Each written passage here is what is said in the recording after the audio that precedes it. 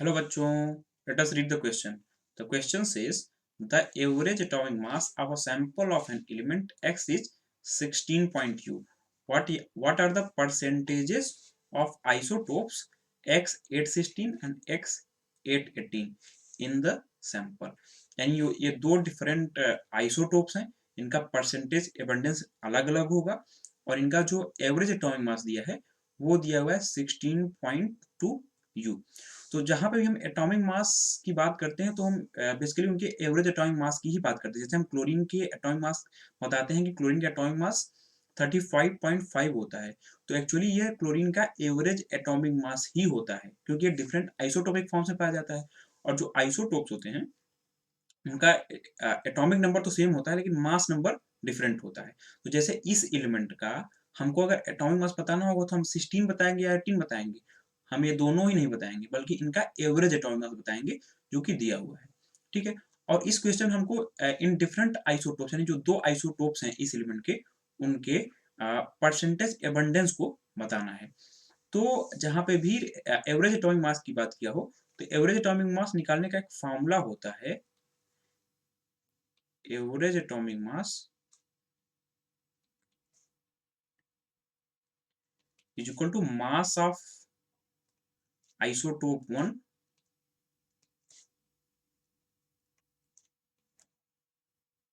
First जो isotope है उसका मास इनटू इसका जो परसेंटेज एबंडेंस है plus mass of isotope 2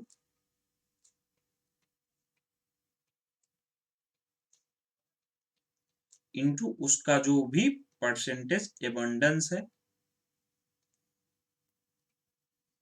divided by 100।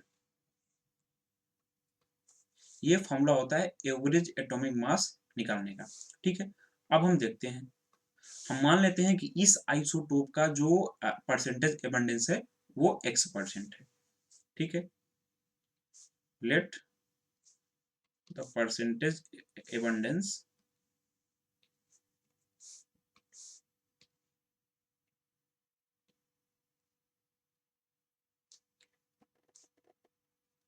of X816 आइसोटोप, यानी इस 816 यानी 16 वाले आइसोटोप की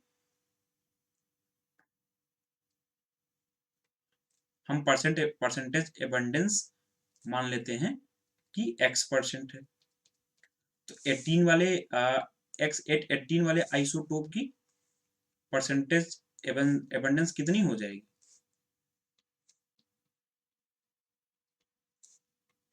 100 माइनस x% हो जाएगी ना। ठीक है, अब हमको एवरेज एटॉमिक मास दिया हुआ है कितना 16.2 U।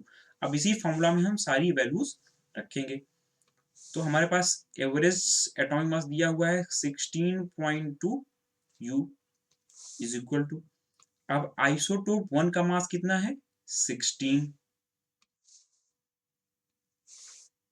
उसके बाद आइसोटोप 1 का मास रखना है हमको इनटू उसका परसेंटेज एबंडेंस। तो आइसोटोप 1 का हमने परसेंटेज एबंडेंस कितना माना x%, यानी 16 into x plus plus mass of isotope 2। अब जो दूसरा आइसोटोप है उसका मास है 18 इंटू फॉर्मूला में हमें क्या है into percentage abundance of isotope 2, यानी आइसोटोप 2 का क्या परसेंटेज एबंडेंस है। तो आइसोटोप 2 का परसेंटेज एबंडेंस हमने 1 का x माना था तो आइसोटोप 2 का क्या हो जाएगा 100 माइनस एक्स, यानी 18 वाले आइसोटोप का जो परसेंटेज एबंडेंस हो गया वो हो जाएगा 100 माइनस एक्स। इसके बाद फॉर्मूले में क्या है डिवाइडेड बाई 100, सिंपल सा फॉर्मूला है, आसानी से याद हो जाएगा। ठीक है, अब हम क्रॉस मल्टीप्लाई करेंगे तो ये हो जाएगा 1620 is equal to 16x plus 1800, 18 into 100 1800 minus 18x। ठीक है, 18 into minus x minus 18x। अब हम 1620 is equal to minus 18x plus 16x is equal to minus 2x plus 1800। हम 1620 को इधर ले जाएंगे, 2x को इधर ले जाएंगे, तो 2x इधर आएगा तो पॉजिटिव हो जाएगा और 1620 इधर आ जाएगा तो निगेटिव में हो जाएगा, माइनस 1620, यानी 2x की वैल्यू आ गई 180, यानी x इज इक्वल टू 180/2, यानी x इज इक्वल टू 90 आ गया।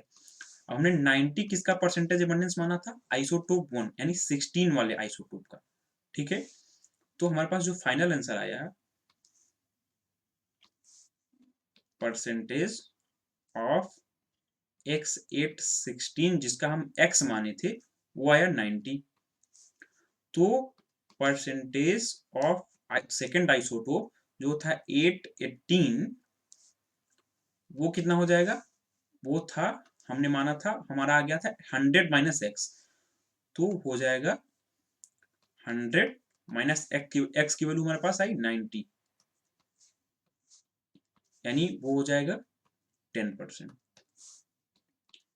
यानी फर्स्ट आइसोटोप जो परसेंटेज एबंडेंस हमारे पास डिफरेंट आइसोटोप्स का है, वो फर्स्ट आइसोटोप जो X816 वाला था उसका परसेंटेज एबंडेंस आया 90%, जो X818 वाला आइसोटोप था उसका परसेंटेज एबंडेंस आया 10%।